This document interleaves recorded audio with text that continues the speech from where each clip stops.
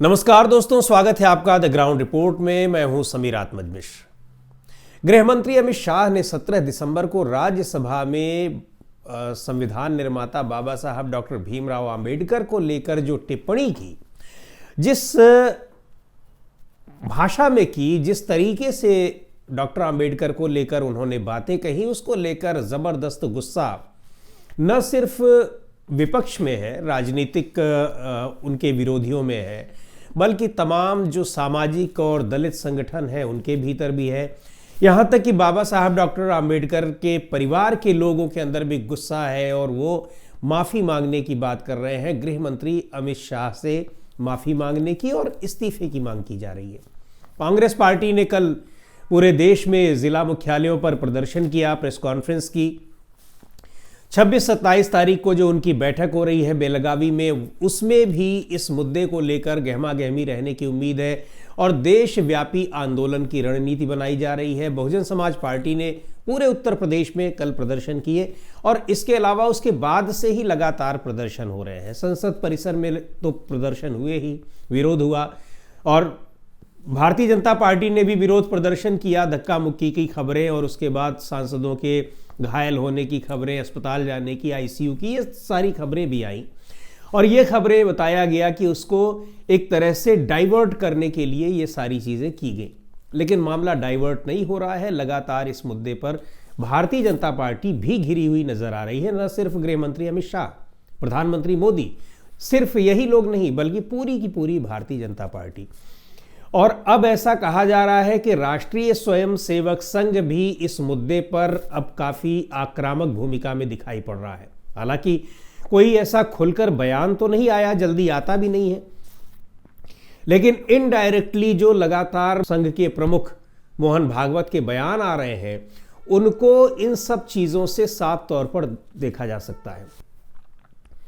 चूंकि ये मुद्दा इस तरह का बन गया है, बाबा साहब डॉक्टर भीमराव अंबेडकर के अपमान का मुद्दा, इससे न सिर्फ भारतीय जनता पार्टी के जो सहयोगी दल हैं, यानी एनडीए गठबंधन के जो घटक दल हैं, वो तो किनारा कर ही रहे हैं। जो प्रदर्शन हुआ पार्लियामेंट में भारतीय जनता पार्टी का हमला, यानी एक काउंटर अटैक करने की कोशिश की गई कांग्रेस पार्टी पर और बीजेपी ने प्रदर्शन किया, उस प्रदर्शन में सहयोगी दलों के सांसद नहीं थे। न तो नीतीश कुमार के सांसद थे, न तेलुगु देशम पार्टी के, और यहां तक कि भारतीय जनता पार्टी के भी सभी सांसद उस प्रदर्शन में शामिल नहीं रहे। साफ दिखाई पड़ रहा था। तो भारतीय जनता पार्टी के भीतर भी इस मामले में जबरदस्त आक्रोश है, खासतौर पे जो दलित सांसद हैं। और उसके अलावा भी ऐसा नहीं केवल दलित सांसदों को ही अमित शाह के उस बयान पर आपत्ति है, बल्कि तमाम लोगों को है, क्योंकि बाबा साहब डॉक्टर भीमराव अंबेडकर का मुद्दा दलितों, पिछड़ों, अल्पसंख्यकों और संविधान निर्माता के तौर पर उनकी अपनी एक अहमियत है। ये अलग बात है कि भारतीय जनता पार्टी और उसका जो पितृ संगठन है आरएसएस, वो संविधान को भी नहीं मानते थे। बहुत मुश्किल में उन्होंने मानना शुरू किया और जाहिर सी बात है कि उस वजह से बाबा साहब डॉक्टर भीमराव अंबेडकर को लेकर भी उनके मन में इस तरह की चीज़ें रही हैं जो सामने निकल कर चली आई गृह मंत्री अमित शाह के बयानों में। और जिस तरह से उस बात को उन्होंने रखा, यानी उनकी जो बॉडी लैंग्वेज थी, वो बता रही थी कि कितना सम्मान उनके भीतर है, और यही बात विपक्ष कह भी रहा है। लेकिन इसका जो सबसे महत्वपूर्ण पहलू ये है कि ये उनकी नाराजगी, उनके मन में सम्मान हो या ना हो, लेकिन दिखाने की कोशिश तो होगी ही। इसलिए होगी कि एक बड़ा दलित वोट बैंक आधार है, और पिछले 10 साल में जिस तरह से राष्ट्रीय स्वयंसेवक संघ ने, आरएसएस ने कोशिश करके और मेहनत करके उस तबके को जोड़ने की कोशिश की है। चाहे उत्तर प्रदेश में इतना मजबूत संगठन बहुजन समाज पार्टी का हुआ करता था, आज समाप्त प्राय हो चुका है। कल के प्रदर्शन में भी ये दिखाई पड़ा कि बहुजन समाज पार्टी कहाँ है। हालांकि बहुजन समाज पार्टी की नेता मायावती ने काफ़ी देरी की इस मामले में प्रतिक्रिया देने में, भी सावधानी भी बरती, और प्रतिक्रिया दी भी तो उनके निशाने पर अमित शाह और भारतीय जनता पार्टी कम थे, कांग्रेस पार्टी और समाजवादी पार्टी ज़्यादा थी। तो वो चीज़ उनके प्रदर्शन में भी दिखाई पड़ी कि कहीं उस तरह से मजबूती के साथ जैसे बीएसपी के प्रदर्शन हुआ करते थे, वो चीज़ नहीं दिखाई पड़ी। तो बीएसपी का पूरा कैडर एक तरह से ख़त्म सा हो गया, पार्टी उसकी ख़त्म सी हो गई और उसको भारतीय जनता पार्टी की ओर ले जाने में आरएसएस की बड़ी भूमिका रही। और ये पिछले 10 साल में भारतीय जनता पार्टी ने पूरी मेहनत की, उनके महत्वपूर्ण नेताओं को लेकर आए।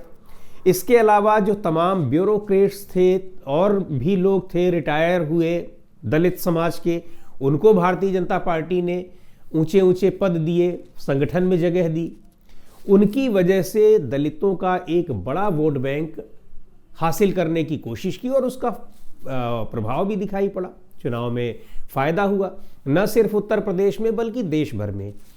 लेकिन इस मुद्दे पर इतनी बुरी तरीके से घिर गए हैं और संविधान को कमज़ोर करने के आरोप लगना, संविधान के खत को ख़त्म करने का आरोप लगना, ये लग ही रहे हैं। लोकसभा चुनाव में भी उसका नतीजा दिखाई पड़ा। लेकिन अब वो चीज़ें जैसे जैसे धीरे धीरे साबित हो रही हैं, पता लग रहा है, और उस पर गृह मंत्री ये अमित शाह का ये बयान तो ये अब दिखा रहा है कि कितनी ज़्यादा इज्जत है संविधान की भारतीय जनता पार्टी के लोगों में और संविधान निर्माता की उनके दिलों में, वो साफ दिखाई पड़ रही है। तो अब आरएसएस को भी लग रहा है कि अगर इस मुद्दे पर माफ़ी नहीं मांगी गई या इसको एक डैमेज कंट्रोल न किया गया तो ये बड़ा नुकसान दे सकता है, क्योंकि विपक्ष का ये कहना है कि जब तक माफ़ी नहीं मांगते हैं और गृह मंत्री इस्तीफा नहीं देते हैं, ये प्रदर्शन लगातार जारी रहेगा। तमाम दलित संगठन भी उसके खिलाफ है। आज कई जगहों पर प्रदर्शन करने की घोषणा की गई है। तो ये सबसे बड़ा नुकसान होने की जो आशंका दिखाई पड़ रही है आरएसएस और बीजेपी को, वो सबसे महत्वपूर्ण मुद्दा है। दूसरी ओर महाराष्ट्र में एकनाथ शिंदे जिस तरह से दीक्षा भूमि गए, इधर अंबेडकर की प्रतिमा पर माल्यार्पण कर रहे हैं नीतीश कुमार, ये सारी चीज़ें दिखा रही हैं कि सहयोगी दल किनारा कर रहे हैं इस मुद्दे पर। और सबसे बड़ी बात यही है कि जिस दलित वोट बैंक को, पिछड़े वोट बैंक को अपनी तरफ करने की कोशिश की, अगर वो इधर से खिसक गया तो भारतीय जनता पार्टी के लिए एक बड़ा आघात होगा और इस वोट बैंक को फिर दोबारा वापस पाना बहुत मुश्किल हो जाएगा। तो अब आरएसएस का भी दबाव बढ़ गया है कि प्रधानमंत्री अमित शाह को कहें कि माफ़ी मांगें या फिर उनका इस्तीफा लें और इसको किसी तरह से इस डैमेज कंट्रोल को, इस जो नुकसान हुआ है, जो डैमेज हुआ है, उसको कंट्रोल करें। अब देखना ये है कि गृह मंत्री अमित शाह के खिलाफ प्रधानमंत्री नरेंद्र मोदी क्या एक्शन लेते हैं। और जहां तक देखने वाली बात है कि अभी तक ज़रा भी इस मुद्दे पर अपनी गलती मानने को तैयार नहीं है गृह मंत्री अमित शाह। और जाहिर सी बात है कि उस वजह से भाजपा के भी तमाम बड़े नेता जो हैं वो अभी कुछ नहीं बोल रहे हैं। लेकिन अब इस मुद्दे पर जिस तरह से पूरा घिरी हुई है भारतीय जनता पार्टी, चारों तरफ से, सहयोगियों की ओर से भी, दलित संगठनों की ओर से भी, अपनी पार्टी के भीतर दलित नेताओं की तरफ से भी, उससे ये साफ जाहिर हो रहा है कि कुछ न कुछ कठोर कदम तो गृह मंत्री अमित शाह के खिलाफ उठाना ही पड़ेगा, चाहे उनसे माफ़ी मंगवाएं या फिर उनको गृह मंत्री के पद से बर्खास्त करें।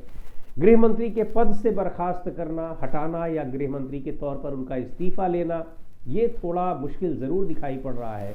लेकिन माफ़ी मांगने की जो ज़िद है विपक्षी नेताओं की और चाहे दलित संगठनों की और दूसरे सामाजिक संगठनों की, इस पर तो भारतीय जनता पार्टी को ऐसा लगता है कि वो झुका ही देंगे, क्योंकि अब दबाव चौतरफा पड़ रहा है भारतीय जनता पार्टी के अपने सहयोगी दलों का और साथ में जो मातृ संगठन है आरएसएस, उसका भी। तो अब देखना है कि इसमें आगे क्या होता है, लेकिन दबाव ज़बरदस्त है।